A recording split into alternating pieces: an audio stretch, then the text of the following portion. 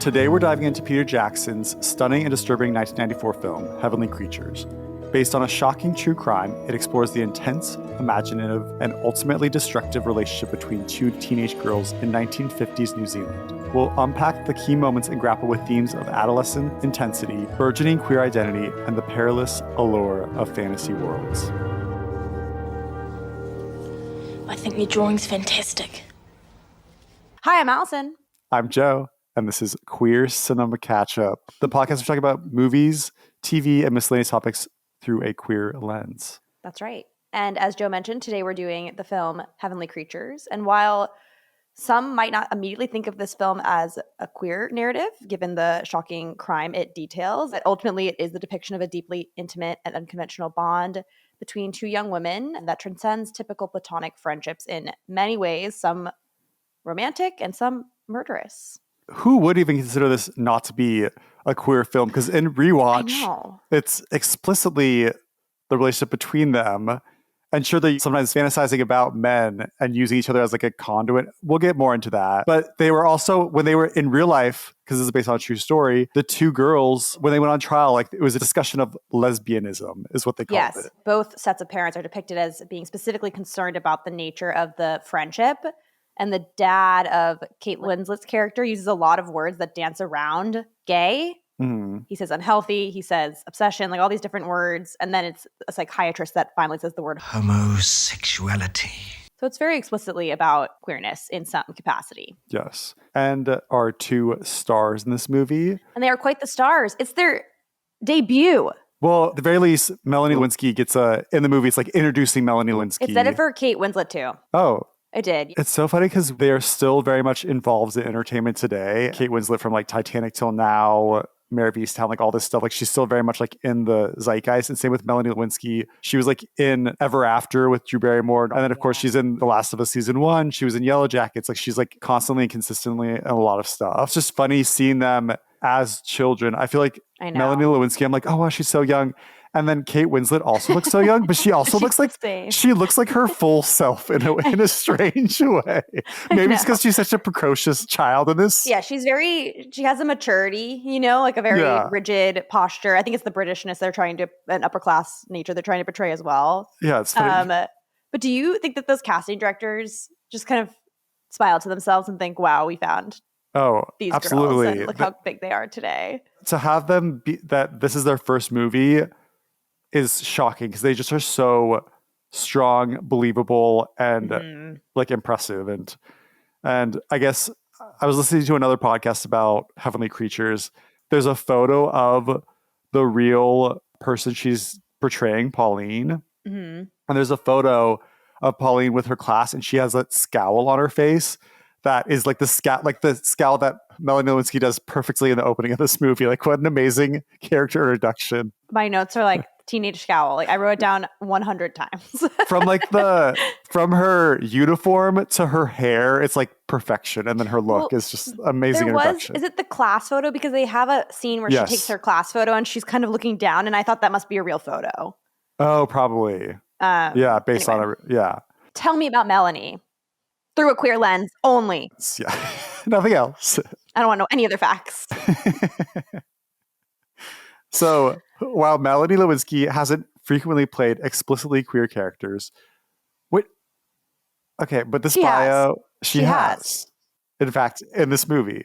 You know what? Why does this description keep wanting to say it's not explicitly queer? Things can be explicitly queer. We're going to go talk to the writer of our bios. We're not going to reveal their identity. I use Gemini, the AI Google thing, so I'm there to blame. So she was part of the ensemble cast of Hello, I Must Be Going. This film explores themes of identity and finding oneself after heartbreak, which can resonate with LGBTQ plus experiences. Also, it's 2012. Not that long ago. I'm curious to watch that, yeah. More recently, she has garnered significant praise for her role as Kathleen in the acclaimed HBO series The Last of Us. I question the facts of this. While not initially presented as queer in the game and the series is based on, the show's adaptation explicitly portrays Kathleen in a loving and committed relationship with another woman. I don't remember that. What the fuck? Do you remember that? No. I literally think every fact in this bio is incorrect. I will just add to the Melanie Lynskey through a queer lens. This season on Yellow Jackets, Shauna was sort of canonically made to be bisexual, at least, or something, because she's gotten with another woman in the wilderness, and there's been more subtext / text around her relationship with her friend Jackie. Yes. So there we go, through a queer lens. In the future, you will see much more polished and Yes. factual bios. It's a great idea. Do you want to do a little bit of Kate Winslet? I'm going to base it on my own. I'm going to go to Kate. You know what's really be fun? I'm going to go to Kate Winslet's IMDb. I'm going to tell you which movie she's been in that I define as queer. Oh. Of course, Ammonite, which came out in 2020, was an explicitly queer movie with Kate Winslet and Saoirse Ronan. It's kind of the less good version of Portrait of a Lady on Fire, because it's two women walking on the beach. One's really depressed, needs a companion. One's a famous geologist, archaeologist. Okay. They're looking for rocks. There's a lot of yearning stares. There's one crazy sex scene. When you say, what does a crazy sex scene mean? It's just it's like a very boring plotting movie. And when they finally do hook up, it's just like a lot. Like alarmingly intense. Yeah, you're like, oh, okay. I've been watching you stare at each other for a long time, and now you're For a movie that's jumping. been so resistant, all of a sudden they just like give in to everything and make it really exploitative. I mean, like, it was tastefully done. I'm not saying it was like the filmmakers made it. Just like it was a big tonal shift for me watching the movie. Others might disagree. Mayor of Easttown. That's what you consider to be the Kate Winslet queer. That's queer. She is wearing plaid. She's drinking her beer. She's from Philly. She's got a queer daughter. Mm-hmm. Being from Philly is a queer experience. Don't come for me, Philadelphians. Lee, I haven't seen it, but I believe the Lee she's portraying in that movie might be a queer person. You know what? I also got Lee and Ammonite confused. Like, I thought they were both the same movie. Oh. And then I remember seeing the cover of Lee and be like, this is going to be huge. And then it disappeared. And I never really heard more about it. That's so sad. Yeah, I didn't really hear much about it either. I forgot she was the villain in the Divergent series. That's not really queer, but I find it amusing. So I'm sharing that fact. Sometimes queer people are turned into villains wrongfully so I see the connection. Oh, absolutely. Okay, we're doing a good job here. Gosh, she's been in so many things. You know, we're doing great work. You might call us brilliant, which is what Kate Winslet and Melanie Lynskey's real life versions of themselves called each other in the planning of the girl's mother's murder. They were like, from Pauline's diary, they were like, we are brilliant. We're absolutely brilliant. Horrendous. Oh my God. It's this so movie. dark. Wait, I really quickly want to point out that in 1998, Kate Winslet was in a movie called Hideous Kinky. I think that came out after Titanic. I just remember she was like, it was like some documentary I was watching where she had just done Titanic, and then she was like getting all these like job offers, and then she decided to do Hideous Kinky, like this like really, really independent film, which well, that's cool. I admire her. I can't really speak to it. Maybe it's a little cringy. You're making some faces over there. Well, but it's just the title, which is judgmental of me. Yeah. It's like the one from the Parenting that you came across? Foggy Queens. I'm sure it's great, but what is that? Go listen to our episode on the Parenting if you want to know what we're talking about. Please do. So I would say what I'll choose to say is kind of a queer character that Melanie Lynskey plays. Yes. Is her character in Ever After. And we rented it so many times at Blockbuster. There were so many weekends, you know, when you go and you pick out a movie. I'm pretty sure we consistently, maybe by my own choice, like wanted to rent Ever After. But I just remember that Melanie Lynskey plays one of the stepsisters. Yeah. But she like turns out to be like one of the kind stepsisters. I kind of remember that. In my memory, maybe this isn't true, but I feel like she like makes some glances at Drew Barrymore. But maybe just like, maybe are more like friendly looks to each other and not necessarily romantic. Well, it's a fine line. It's a very thin, fine line. Thin, fine line. Well, okay, so Ever After, I feel like it was always on TV, and I always came in at the moment where Drew Barrymore is dressed like a fairy. A princess. Swan. She's dressed like a swan. Doesn't she have wings? The swan wings. I'm pretty sure. Do swans have wings? They're birds. I was thinking like bug wings, you know, and I was sort of like, Joe, are you crazy? Birds don't have wings. Do birds have wings? But I always saw that scene and I'd be mesmerized, but I I never saw the entire movie, I'm pretty sure, which is very depressing. I complain a lot of like modern day romantic comedies when there's like a misunderstanding that leads to them like not matching immediately. But there's a misunderstanding. I mean, this is a Cinderella story, which is like one of the early versions of a misunderstanding. And I love it in this movie is like the slow realization that Drew Barrymore is actually Cinderella. But yeah, there's like something like that happens. She shows up to the party and then the prince discovers who she really is in quotes. And then she's like shamed. She's like crying. She like runs out of the room. I remember that was a really dramatic moment. Also, Leonardo da Vinci's in Ever After. Leonardo da Vinci? Yeah. No. I'm pretty sure he's a character in the movie. And he's the one who designs the swan dress. It's been a long time since I saw that movie, so I could be wrong. We need to watch. Wow. Okay. What were you going to say before should we just go into our experiences of watching I think so. Heavenly Creatures and maybe give some background on the last time you've watched this movie, because I believe this is your second watch. It is my second watch. Give your analytical, but maybe more up top, give your emotional response. Okay, sure. So yes, the first time I encountered this movie was actually in grad school. We watched the opening shot in my production class. Well, not the opening shot of New Zealand being this like the town that they're in being like a perfect little town. Christchurch, to be specific. Christchurch gets disrupted with Melanie Lynskey and Kate Winslet being covered in blood and screaming. You're like, how does this happen? But no, the scene after that where they flash back to all the girls going to school in their uniforms, zeroing in on Melanie Lynskey with her pitch perfect teenage scowl, and the arrival of Kate Winslet. I'm not quite sure why we watched it in class, but I was really intrigued, and I Googled it and saw it was queer. I'm like, I need to watch that movie. And then Joe and I watched it. How long ago do you think that was? Probably 2 years ago. Yeah, about 2 years ago. And I just remember it was we had all the curtains closed. Okay, really quickly, if I can insert this may not be true, but in my memory, we were at the gardens over in San Fernando Valley. And then came back and watched it? And then came back and watched it during the day. That sounds right to me. It was during the day, I know. And it was like, and we had the blinds closed, and then continue on with your experience. That sounds exactly right. And all I can remember from the experience is at the end of the movie feeling full of basically metaphorical lead and dread and sadness. Because it's a very dark, true story about two teenage girls that conspire to murder one of the girls' moms, because they feel that the mom is preventing them from being together forever, basically. And it's very premeditated. The movie contains voiceover from the young girl Pauline's real diary. And she's writing things in there like, it's the night before. It almost feels like Christmas Eve.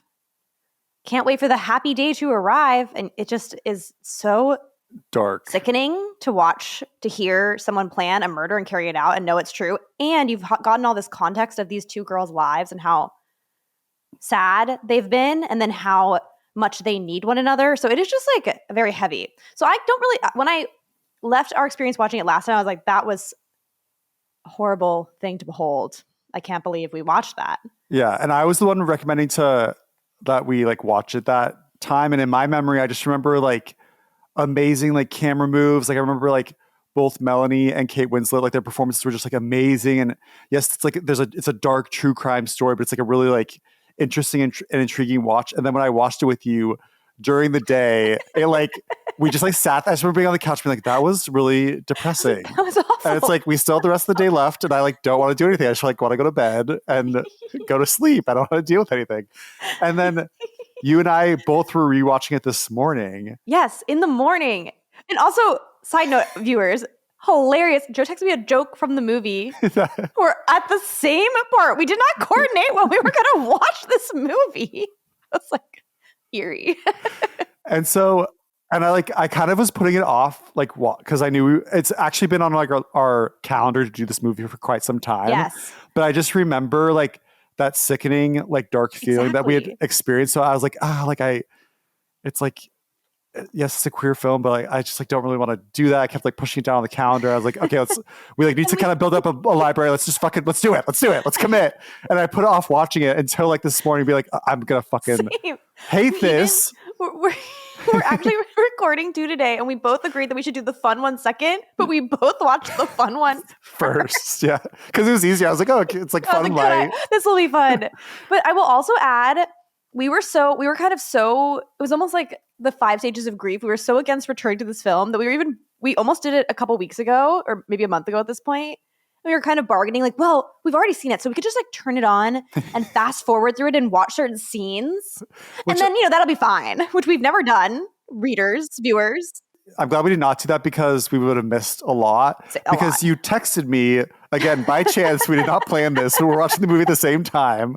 You text me, be like, I'm actually really enjoying this. And I was like, yes, I am too. And I was like, I know that ending's really dark, but it's pretty good. And then what happened? The same thing happened.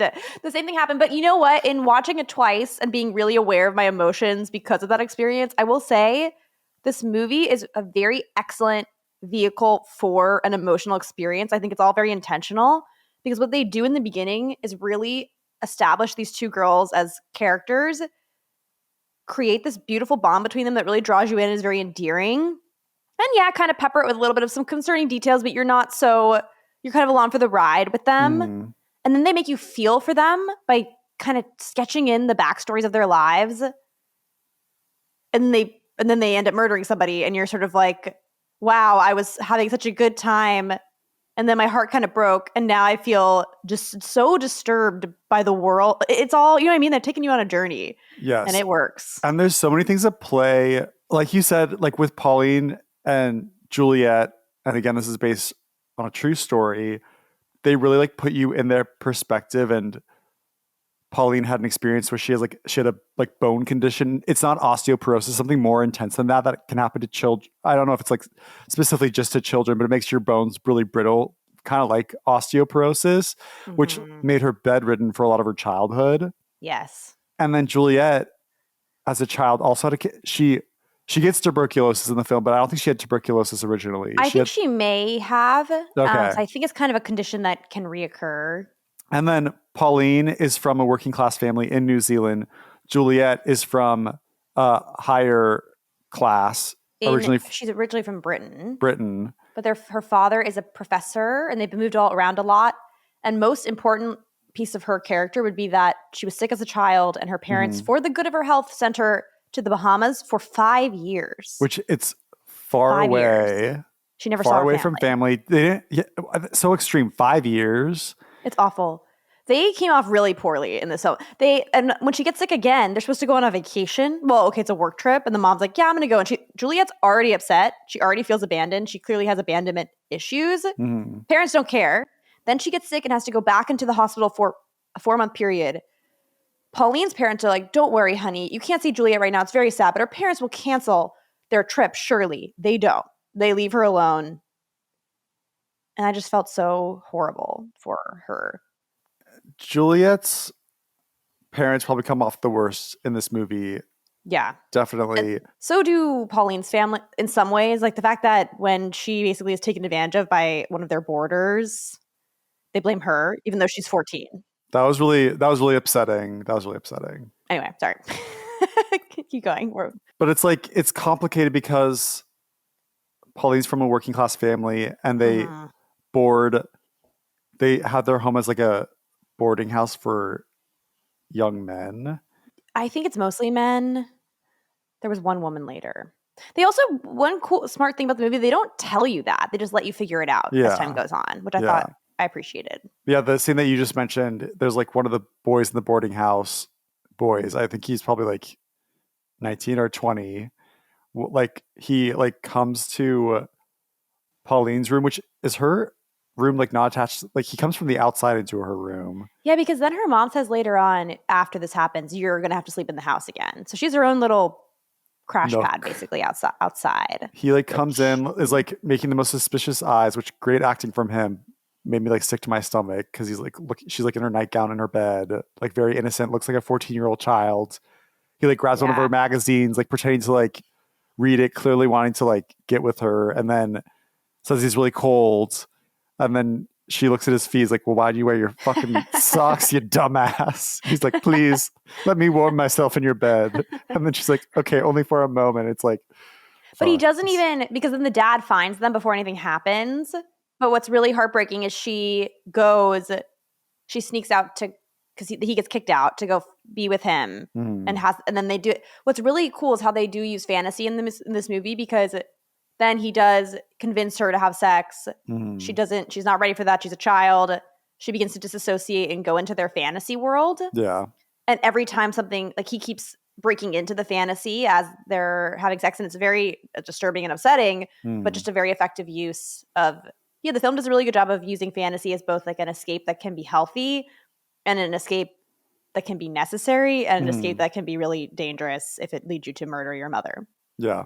Long story short, why I was bringing this up is, it's like Pauline, Juliet, her parents, like, I feel like they all feel like real people. And even like Juliet's parents, like the mom is like this therapist that ends up like sleeping with one of her clients, and they like abandon their child to go like on trips, and it's all very sad, but they all just feel like very real. Like they don't feel like, to a degree, no one's a cartoon villain. No, they're not cartoon villains. Like they all have their different motivations, and even when like the mom like goes, because like the dad has like Juliet's dad like is a professor, so he's like going to England for like 2 weeks, and the mom's like, well, I don't want to be without my husband. And there's just something too about like Juliet, like you forget, like I was like talking about how like Kate Winslet, her character feels like this.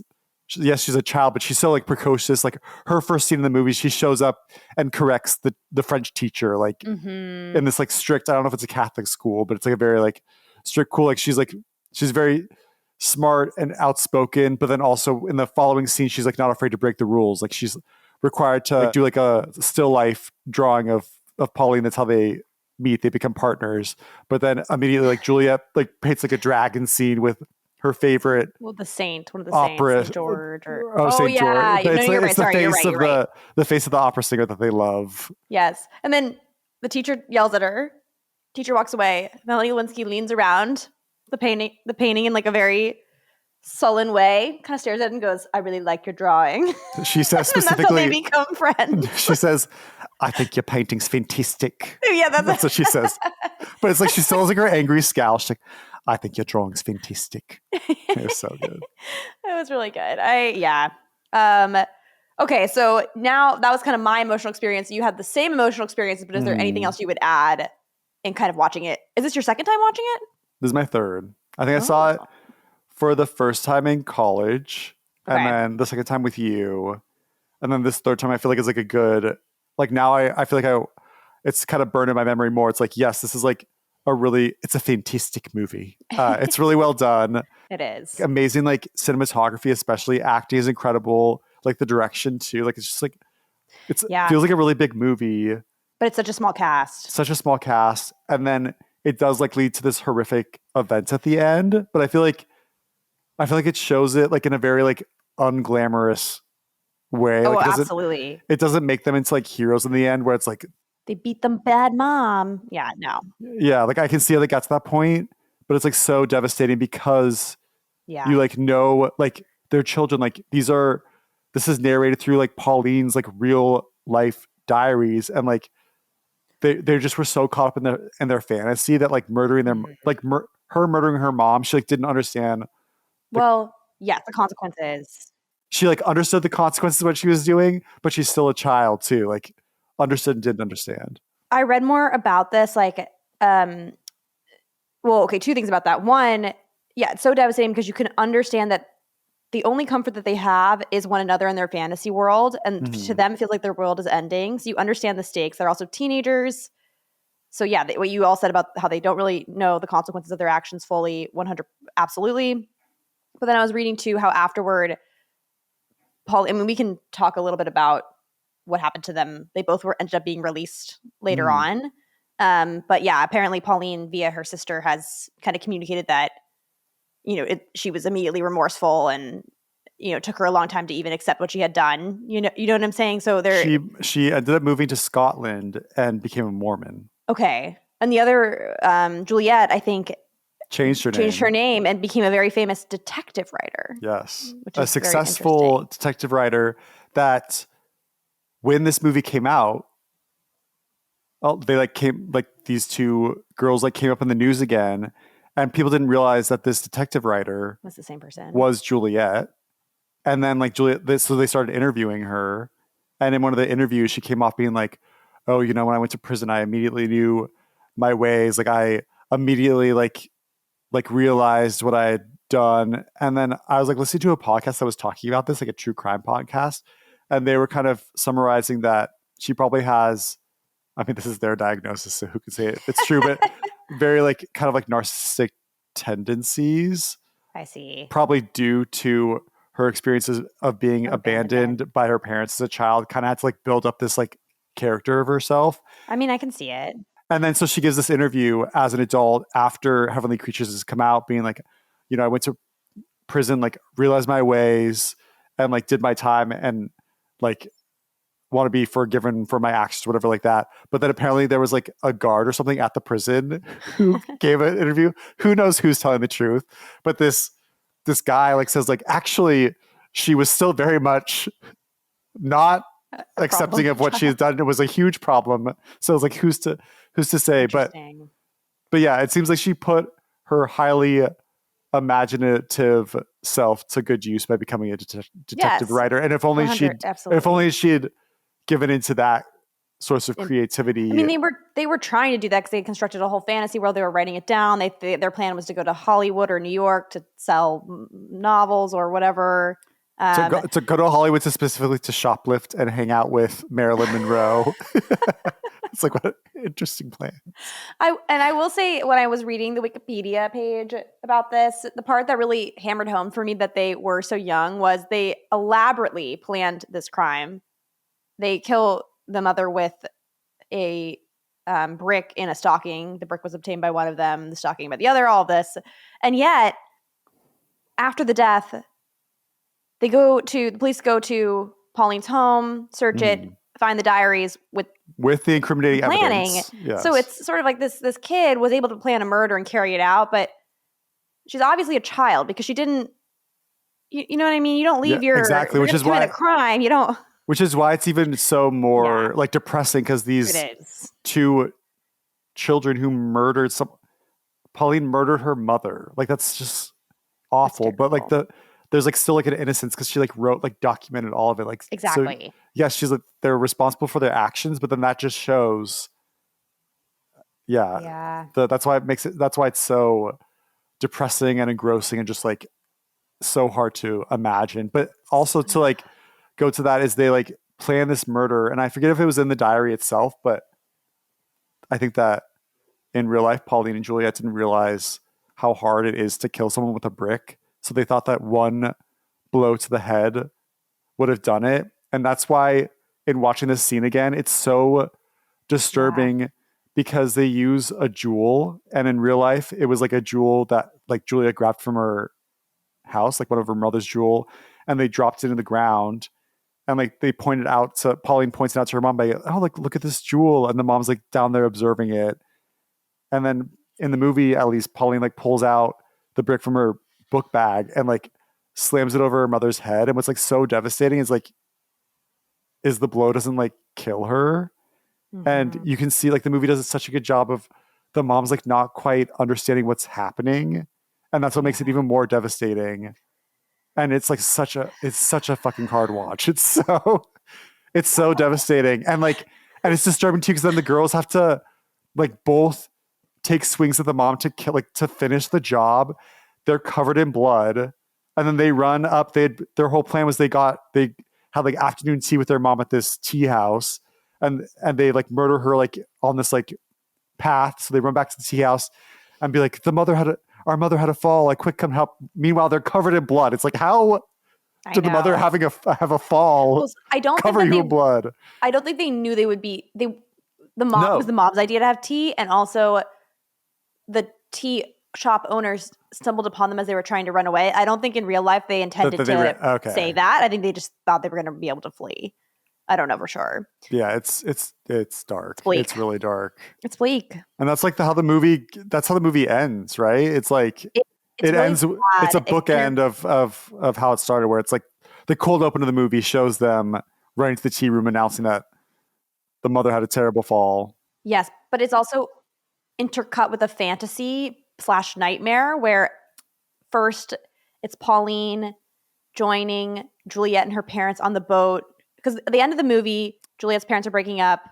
They're going to send her to South Africa to live with an aunt because she can't stay in a cold climate. She can't stay with the mom because she's really angry at the mom for the affair. And Pauline's convinced she's going to be able to come with them, but that's not the case. And Juliet doesn't want to go. So in this fantasy, they're getting on the boat together. The parents are both there together, and they're all going somewhere as a unit. Mm-hmm. But then it changes to a kind of more nightmare scenario where Pauline is too late. She's off of the boat, and Juliet's on the boat calling to her, and they both break down screaming for one another. And that is intercut with the murder. It's really sad. You can just like hear the sadness that they're screaming for each other. It's just they're really good actors, but it's really dark. And so it's kind of like that's kind of what leads them. I don't know why they chose it. Like no one deserves to die, but it's like it's sad too because it's like Pauline, like the working class mom who probably had a much harder life than Juliet's mom. Like not that we need to like compare their two lives, but it's just like sad that they took the life of someone just like who had sadder circumstances in life or harder circumstances in life. And it's kind of like and in real life too, I think is what happened is like Juliet, to like ease her like pain or stressors, is they're like, oh well, Pauline could come too. That's if Pauline's mom is okay with it. So it's like they shifted the pressure to Pauline's mom. It's of course like Pauline's mom is not going to say yes. No, and it was really none of them were going to say yes. I don't think. No, so they just shifted the responsibility to somebody else. So then they decided the only way that they could live together is if they murder the mom. It's just like so sad. Yeah. But to slightly change the topic to something that's not really much cheerier, but at least not about murder. What do you want to say? What was your reaction to sort of the queerness in the film, or the way queerness operated in the film, or queer representation, or however you want to phrase it? What I like about it is it's not so much that they have like, it's just like not so clear cut. Like it's not clear if they have a sexual desire for each other, if it's more that they find like comfort with each other, and then because there is, I would say there's like a sex scene in this movie. I'd say so too. And what's interesting about the sex scene is it's like really intercut with like this fantasy element that you're talking about, where it's like Juliet pictures that she's with like a man, and then Pauline pictures that she's with a man. Like they both like picture they have names for each other, and they play different characters in their fantasy world, and one of them is like a prince or a king, and the other one is the queen or princess Deborah, which I always laugh because I think it's just Deborah, but they pronounce it Deborah. Deborah doesn't sound as fantastical. Deborah. What's in the Bible, in like the Old Testament, there's a name. One of the women in there, it's like Abraham, Isaac, and then there's one name in it. Sarah? Maybe it is Sarah, but one just seems so like modern. I'm like, that doesn't seem right. It's really weird you say that, because I was thinking something about this movie made me think about the Old Testament as well. Well, I mean, that's what's. I want to hear your thoughts. Also, the queer relationship between the two characters, but also after that, I'd like to discuss their views on like Christianity too, because I think that's really interesting. Of course, we love to talk. Our religion corner always. We simply must. But yeah, go ahead. Yes, I think that the film does a really good job. I think all adolescent friendships can be very intense, right? I think it's the age, and they say their age in the film is 14, 15. It's a time when you are maturing. You are perhaps beginning to think about relationships in a romantic sense, but you're also still really tied to that very childish time where you're very silly with your friends, and they capture both elements of the in-betweenness. And they also demonstrate these girls' loneliness and isolation, and how together they both have one another and this whole exciting world that they've created as one. And so, yeah, I think you're right that it's capturing how intimacy, relationships, feelings of attraction, maybe they do go beyond the binary that we kind of pretend we pretend to operate in as adults. You know what I mean? Like where, oh, people are queer, they're not queer, they're straight, blah, blah, blah, blah, blah. But it's not so simple. Like I think maybe. Mm-hmm. And then my other thought about it is there is definitely a trope or a stereotype in film to kind of tie queer women to criminality, or queerness in general to criminality. And obviously this is a true story, so there's no way around that.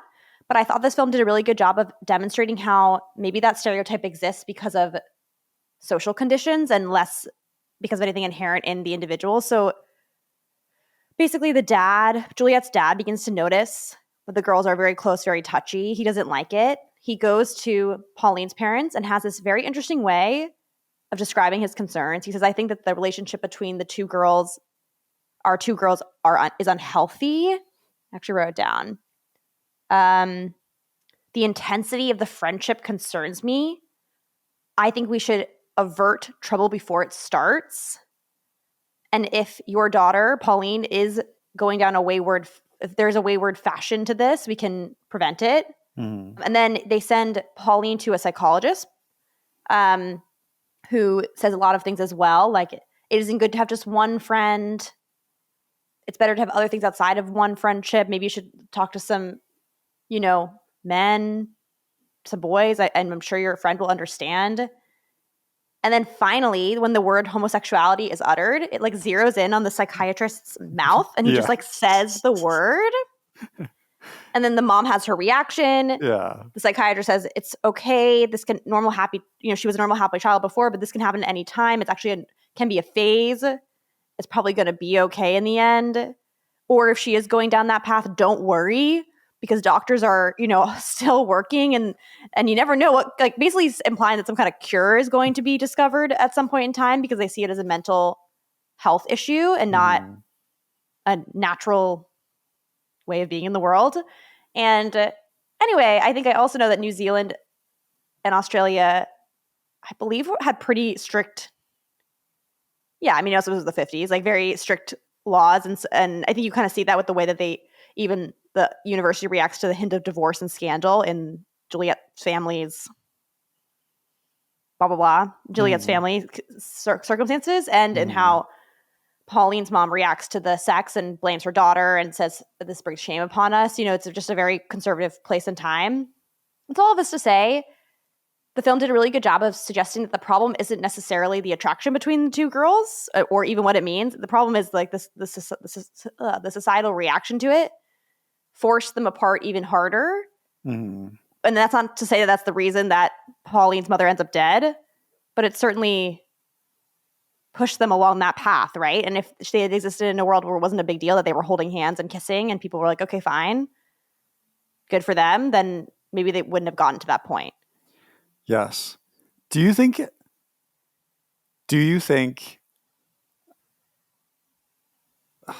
it's hard to say, and interesting that you say that, but it's like the intensity of their relationship was probably, like you were saying, is intensified by their circumstances, and like and like the more they feel like getting pulled apart, the more like it bonds them in a way. Like, do you think if everything, like if society was more accepting, or not even if society was more accepting, if just like their circumstances where like Juliet wasn't being pulled, because really the big catalyst of the movie, like, yes, the concern with their like close relationship, the possibility of their sexual identity, like that, it was like concerning to the parents. But like if Juliet hadn't been, like if her family wasn't moving away, that was like, I felt like that was like the big catalyst that like crescendoed everything. And agreed. And if Juliet's family wasn't moving away, like would you label Pauline and Juliet's relationship as dangerous? No. Well, or maybe that's maybe that's because I imagine this was going, if all the other facts of the movie remain the same, except for the fact that they were moving away, I think it still could have had the potential for danger, because the parents were all very concerned that this was not natural and were going to try to pull them apart no matter what. So it might not have been moving, but it might have been like, you're not allowed to see this girl anymore. And did they see it as not natural because there was possibly sexual Yes. things going on? Okay. I think so. I think that and it's interesting that they pegged the lower class girl as the problem, but the dad said to Pauline's family, something's not right with their friendship. It's too much. I think your daughter might be going down a dangerous path, a wayward path, and he's bringing my daughter with her. That's why they go to the psychiatrist who pathologizes it further.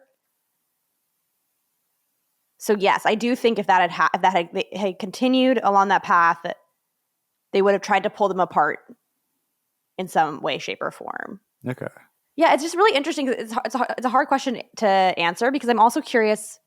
They are at an age where things change very quickly, and they would be both getting older. How long would they stay so connected to one another? And if there was more of a romance on one side than the other, you know what I'm saying? Like perhaps there would have been another catalyst that pulled them apart that was more between the two of them. Well, because I'm just asking, because even if it wasn't even like a sexual relationship or like all that complication, I do think there's something about like it's important for everyone to like not be so intensely reliant on one person. I feel like it's like it's important to like have a like balance. And I see what you're saying. This movie is an extreme example, not something that I experienced in childhood, but I definitely like had a like best friend in childhood, and like we like hung out all the time, and we were like in a lot of the same classes. And actually, like one year, my friend's parents, I didn't know this until much later, but they like really pushed for us to like be in the same class every year. Aww. And then my parents were like yes, by all means they should continue being friends, but let's not like they should actually like maybe not be in the same class. They're not too like reliant on each other, kind of like that, like what's that called, like a codependent relationship is probably more what I'm looking at, where you're like you're like so reliant on somebody else to like, whereas like I feel like humans were like social creatures, and we shouldn't just be limited or so like intensely wrapped up in one person. And I feel like that kind of like hurts a person's development if they're so like intensely focused. And I'm like not even talking about like Heavenly Creatures, a very very extreme example, but just like using like falling into fantasy, like I hear what you're saying. All this kind of like there's like a lot. I would just be interesting if it wasn't such an extreme example of what that might look like. So sorry, my headphone fell out. I think that's a really good point, and I will say that I think that what it's interesting about, I think that that's a very natural thing for people at that age to do. You know, it's like with the peak of, this is my best friend. You know, I can remember like writing in my we'd be like, you're my best friend. Like, oh no, now it's so and so, and just getting really wrapped up in that kind of labeling, and also that intensity of like, this is the person I want to see every day. And then of course, like if you add a queer element to that becomes even more complicated, because then as you're entering into puberty, your friend becomes the object of desire. Like, you know, it's always like confusion. It's a very interesting topic, but I also think that most people, I think naturally you mature past it if you have like the right environment, because we are social creatures. We don't want to just rely on one person, but some people maybe don't get to move past it because of, maybe parents, maybe environment, maybe some other challenging factor. So I mean, I don't think it's necessarily inherently bad that they were so attached. Okay, even you take the murder part out of the story, I don't think it would have stayed that way if they had both been in nurturing environments. Because this leads to, like, you just talking about this reminds me of the show Pen 15. Yeah. And those two characters, there's like a part where they like really get caught up in like mysticism and like especially specifically like witchcraft. Yeah.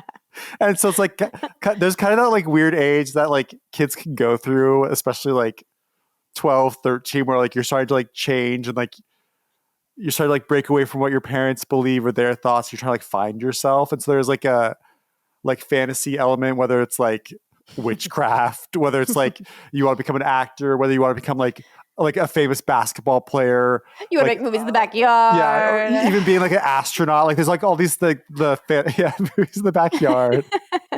And M. Night Shyamalan, if you will. Go away, Mom and Dad. We're making a movie. You're not allowed to be in it. Sometimes you make movies with witchcraft in them in your backyard. This is true of some people. They might be recording a podcast right now. I don't know.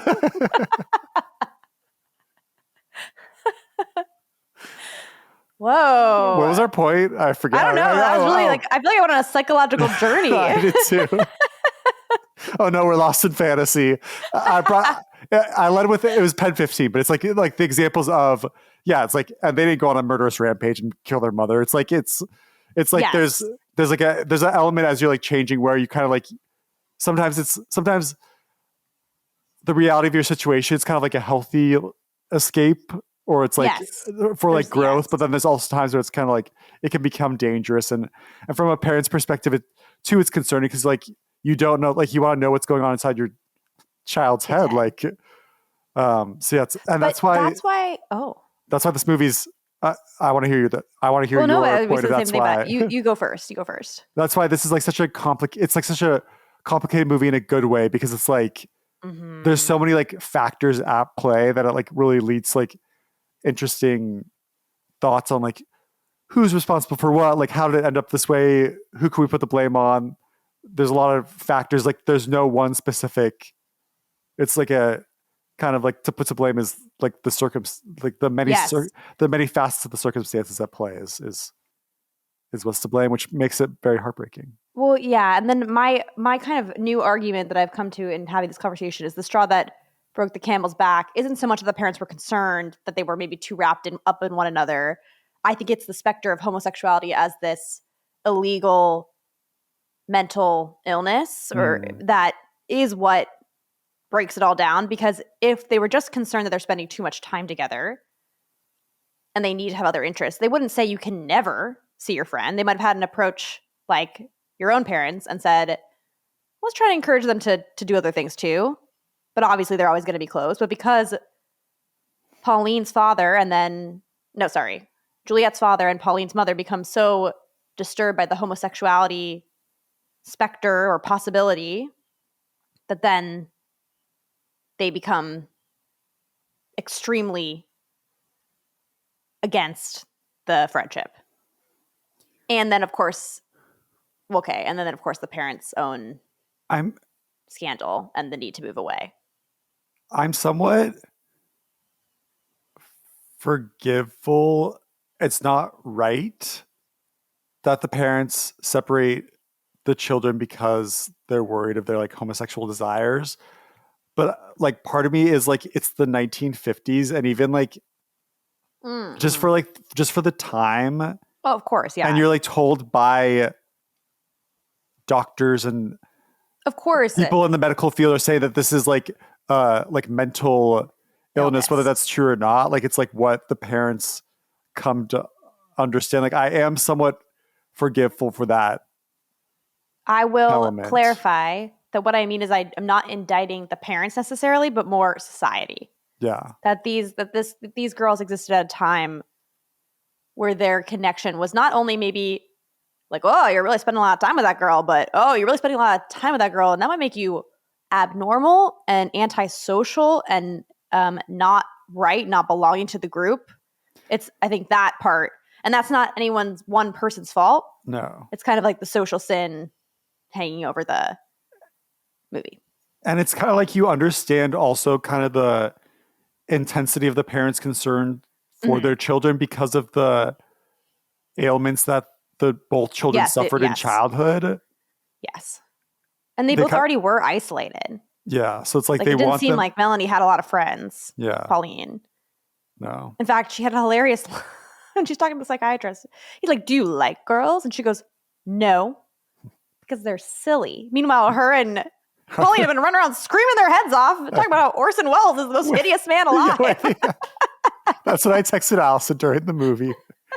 I love it. Is they like posting pictures on like a wall or something of like attractive men? It was like the saints in their universe. And then in their imaginary universe. Pauline grabs a picture of Orson Welles, and Juliet's like, Orson Welles, get that off the wall. He's hideous, and like chucks the picture. And then later on in the movie too, like Orson Welles comes into play when they're like, again, like in their fantasy world. There's a point where like Orson Welles himself is like chasing them. It's what precedes the sex scene, which I find fascinating. Alarming. Because what's interesting too about some of the most like amazing lighting too, because like Orson Welles, like I think it's like all like black and white scene, but there's like hints of like green and pink that are wicked that are popping up. But it's like Kate Winslet and Melanie Lynskey's characters, they're like running from Orson Welles, and it seems like at the same time they're both scared, terrified, but then also seem to like be enjoying, like to being Thrilled. Yeah, thrilled. Yeah. So it's like it's really interesting. I mean, I think there's a common fantasy of like wanting to be in danger, in peril, right? So, yes. Because it's the same thing that speaks to Pauline's diary of being like, I'm going to murder my mother tomorrow. It feels like Christmas Eve. It's like, my gosh. But something we need to talk about is Christianity. Oh, yes. We love talking about Christianity. What are the characters' views on Christianity and how do they play into this movie? They're anti. They have their own religion. Is that right? Yeah. I forget what the religion... I don't know how to explain it beyond that. But I mean, like Juliet specifically, and I picture in the 1950s, especially a lot of people were Christian, but Juliet, like one of her first like traits I remember is her vehemently speaking out against Christianity. And oh yeah. Yes. And Pauline really liked that. She was a little bit like scandalized by it. Yeah. Kate Winslet character says something like, I don't believe in that. Oh yeah. I don't believe in heaven. I believe in the fourth realm. Yes. Which is my version of heaven, but it's all about art and music and pleasure. Yeah. And our favorite opera singer is there. Yeah. And you know what? That to me felt very authentic because I went to a Catholic all-girls school and there was this cultural thing that would happen where it would be very cool or countercultural to sort of, I don't know how to explain it. Like, you know, everyone had their different levels of belief, of course, or whatever, or disbelief, but there would be some kids who would kind of be very vocal about their distaste for the ideology we were being, you know, kind of raised in or the environment we were in. And it would be very, like, they'd be like very cool. And you'd be like, very like, ooh, they're the bad girls because they're being really vocal about this. And that's my perspective on that. I just feel like I remember one time in theology class, this girl in my grade pretended not to know what it was, life choices class about, you know, the morality of our future life choices. And yeah, we were juniors in high school. We took this class, which I just think is it's a ridiculous course all around. But one girl in the class raised her hand and asked our teacher what sex was and pretended not to know any of the details. And the teacher, I guess I should say her name, was like, Katie, come on now. You know. And she's like, no, I really don't. But she was doing it to make us all laugh. And then the teacher had to answer her earnestly. Anyway, that felt like a Juliet move. Which kind of is, yes, a Juliet move, but then in this movie, it's kind of the opposite where Juliet speaks about one of the royal families, not the Windsors, as Pauline points out. It's their made-up royal family of their kingdom. In that same scene of Juliet, like, speaking out about their fantasy royal family, they're, like, laughing. The teacher yells at her, tells her to sit down. Juliet, like, does kind of, like, a cough that looks like she's, like, doing it to hide, like, her, like, making fun of the teacher. But then it turns into a genuine cough. And then she ends up coughing up blood. Turns out she has tuberculosis. And we touched on this earlier. We touched on this plot point, but she ends up being hospitalized. Yeah. And I think it's really well done because it's set up on how she views Christianity and is very anti-Christian, or maybe not anti-Christian, but very pro fourth realm world. And she's at the hospital, seems very sick and looks very like flushed. And a priest comes up to her and tells her, and I thought it was a very like well done scene of the priest just like being like, you know, a lot of people suffer with tuberculosis, basically saying that she probably will die, which is like, don't say that to a fucking child. Be like, but don't worry. Like, there's a place for you, heaven. And then like Kate Winslet, like her character almost seems like she's putting a spell, and like one of the fantasy knights come out and stabs like the priest and just to, like show her like her anger and furiousness. And I feel like I really like related with like Juliet. I was kind of like on her side. I was like, yes, like fuck this guy coming up to her and saying that she's gonna die. Stab him. Don't worry. But and I think we brought it up on the podcast before. But do you remember trick or treating? And we got those flyers that they handed out from what was the It was probably a Jehovah Witness Yes. house. No, I got a booklet. It was a little where a booklet, girl yeah. dies at the end, and she goes to hell because Oh, she goes to hell. Because in my memory, it's like she's like really scared. Maybe there were different sick. booklets. Maybe there was different booklets that they handed out. In case people don't know, Alice and I grew up. We were neighbors. Trick or treated around the same area. We maybe made a movie in the backyard about witchcraft. I don't know.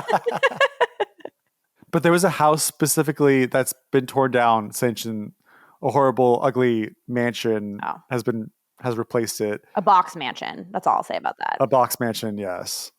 But this house, I remember it's like cross over like a bridge to get to it, but like not like a extreme bridge, but they just had like a little like moat underneath. But yeah, I think they were Jehovah's Witness, and they handed out these booklets, and maybe we got different booklets because in my memory, the booklet was like this girl was really afraid to die because she had some terminal illness. Yes, that's right. But then she ended up discovering Jesus and then realizing that she'd be saved. And then it was like her being like, no, I'm not afraid to die. I'm not afraid to die. And I was like sitting there eating my candy and being like, this is a really fucked up story. I think you're probably right. I think they just, at one point in time, while she's like in the bed, she imagines hell.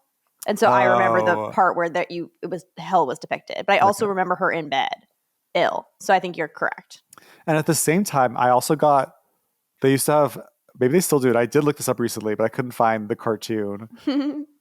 I would get Boys Life magazines, which is, I think it was like tied to like Boy Scouts, Cub Scouts. Gotcha. And I remember I was always excited. I think it was like bi-monthly, and there'd always be like a comic in like the middle of the booklet. And of the magazine. I'd be really excited. And one, it was around Christmas time, and it was a Christmas Carol comic. And not really any connection to the Jehovah's Witness book, but there was like the ghost of Christmas past. Mm-hmm. In the comic, Ebenezer ends up like not sending her to hell, but like smashing her. Like she has like a horn, and he ends up like suffocating her in the horn after she showed him all his past because he wants her to go away. And it was like very violent in my memory and disturbing. I just remember having like the Jehovah's Witness comic in one hand and my Boy's Life disturbing Christmas Carol and all my candy. Be like, what's going on? Yes. Well, to the point you were just making about the scene, my reaction to that moment was it was another moment of noticing how often the film toward the end let the girls imagine very violent activity, suggesting that it was laying the groundwork for actual violence, or that they were having a hard time distinguishing real life from fantasy. That violence can happen in my fantasy. It can be very satisfying. It doesn't necessarily mean that someone's going to die in real life, because we're all in a make-believe land half the time. And I think that's kind of, they were kind of suggesting that that's maybe where their mind was at the very end. Yes. And again, the movie just does a very good job of like helping you understand that. Because you're seeing the fantasy world. With queer and specifically like female queer characters, like, and I guess Ammonite that you mentioned at the beginning of this podcast kind of goes against it, where you said it was like very explicitly, intensely sexual. No, only in one scene. The rest of it was not. That's why it was sort of like a jarring moment. You're like, what? Like, why? Because I would say, like, I feel like, I guess it just speaks to, regardless of sexual identity, but just like male versus females, like with men, it can be much more like they just kind of like make it textual and you can just like see the sex and it's like all about sex and desire. Whereas like with women, the yearning and like, the rapture and this like fantasy. It's like, I think it has to goes back to stereotypes and tropes and betrayals and common betrayals, some of which might be based in reality and some of which might just be because it's what we see on the screen all the time. But I think men are socialized to be very sexual, and that transcends sexual orientation, right? It's like, oh, I'm supposed to be sexual and aggressive, and women are socialized the opposite way. And so you put two women together and it's much more, let's look at it in a fantasy world. Let's have people stare at each other for an hour and 45 minutes and have one sex scene. It's very subtextual, etc. And I think socialization feeds reality, media feeds reality, and it's kind of, you know what I mean? It doesn't mean that women can't be really aggressive and sexual. It doesn't mean that men can't love a nice yearning stare. It's just kind of the way we're used to seeing images on the screen and the way we're used to thinking about men and women in our culture is kind of my take on it. I love it. Well. And as a man myself, I love a good yearning stare. So, so everyone, listen up. All those men out there, give Joe a yearning stare. He's looking for one. Okay, this is not necessarily a yearning stare, but I went to our favorite coffee shop down the street today. Oh my and gosh. our barista was there, and it's been a few weeks since I've been there. Oh no. And I walked in, and his eyes like lit up. Like Aww. he was just like so like excited. He probably was disappointed that you weren't there also, but he was like so just like lit up, like, hello. And he's like, what can I get you today? And like when I walked in, we just like, because he was like so like cheerful, and we like lovingly say this barista is kind of like, he's surly. He's surly, but he's like, which does that mean he's a lovable guy beneath that? Or he's like the real life version of Luke from Gilmore Girls. Exactly. In fact, he might be just constantly cosplaying Luke. But I walk in, he like just like lights up, but still like he's not like smiling, but you just like see it in his eyes. Aww. And I was like really appreciating it. And I locked eyes with him. There was no one else in line. I'm like watching the cash register. We haven't broken eye contact, and then we're like talking, and just like eye contact was like so intense that we kind of didn't have a yearning stare. It wasn't necessarily a romantic I love hearing this. stare, but it was like it was a feel good moment of human connection. That kind of breaks my heart in a way. You know, I don't know why. It just is so moving. I guarantee he's probably sad that you haven't shown He's up. like, where is she? Yeah. Okay, you guys, 2 things about this barista. He is a little surly and he kind of scared me. But then all of a sudden he started remembering my drink order, and I realized that he kind of liked me, like in a platonic neighborhood friendly barista kind of way. Yeah. And then I was like, great, we've made some ground. And then one day I ordered a different coffee. He felt like he knew me so well, he would make the coffee upon seeing me. This is my coffee order. One day I ordered from another barista, and I decided I don't want to get my typical order. I'll try something different. And I didn't know he was in the background making the order. And then the guy turns around, my barista, to tell him what to make. And it was like Americano or something like that. And he's like, when did that happen? And so then every time I went back, I never ordered another coffee ever again, because I just didn't want to break our fragile friendship. And then one time I was gone for several months, and I came back, and he was like, where have you been? I was worried about you. So if you ever find this at our podcast, please know I greatly appreciate your friendship. Did you get an iced latte, right? With non-fat milk. And that was why. Wasn't there a time when they didn't have non-fat milk, and then all of a sudden they had non-fat milk, and you think that he probably started getting non-fat milk because you ordered that? You're probably right. Yeah. Yeah. So it'd be so funny. We'd go to this coffee shop, and Allison would just always get a little flustered because you wanted to be considerate. I'm like, do I want to get an iced non-fat latte or do I not? Earlier we were talking about codependency. I just want to flag that. Just randomly, just bringing it up randomly. So I experienced that with barbers. I don't like getting to a level of intimacy with your too much familiarity with my barber, because I kind of like the getting to know you of a barber. And I feel like, I don't know. I always feel very awkward in that situation because they ask you a lot of questions. And I'm like, should I ask you questions back? I don't really know. We can just sit in silence. I'm okay with a reflective haircut. I really am. I love a reflective haircut. That would be my preference. And it's not because I don't want to talk to you or enjoy. I just kind of I don't know, because it's the awkwardness, because I've done so many haircuts where there's kind of just that chit chat, but then it's the chit chat dies, and it's they're just there cutting my hair. So then I feel obligated to continue the convo. Continue it. And absolutely. It's in the end, nobody really, it's not a big deal, but I make it a big deal. And then it's I feel obligated. I'm like, oh God. And now you're wondering why I only get my haircut once a year. I might have to get it 2 times a year because I didn't get it as short as I usually do. Oh. So now it's kind of long again. But you can probably tell, a little crazy. Usually is. Well, any last thoughts on Peter Jackson's Heavenly Creatures? I think it's a really excellent movie. I think it's really incredible how the special effects or the fantasy world, it could be really hokey, but especially because it's now a very old movie. And it's really not. And it's a very dark, effective tale, I would say. And I love the name Deborah. Any final thoughts from you? I think just I'm in agreement on Deborah also, but also just like how it, like the performances really hold up. The cinematography doesn't feel cheesy or dated. It feels very like intense, raw, and well done. I specifically remember a shot of Juliet and Pauline in like the bathtub, and I feel like everything's starting to fall apart. Yes. And it's like really dark, very blue. The water's almost like this like milky like look to it. And also Juliet kind of looks like Kate Winslet's character when she's in the ice holding on to Leonardo DiCaprio. So strange foreshadowing in that sense.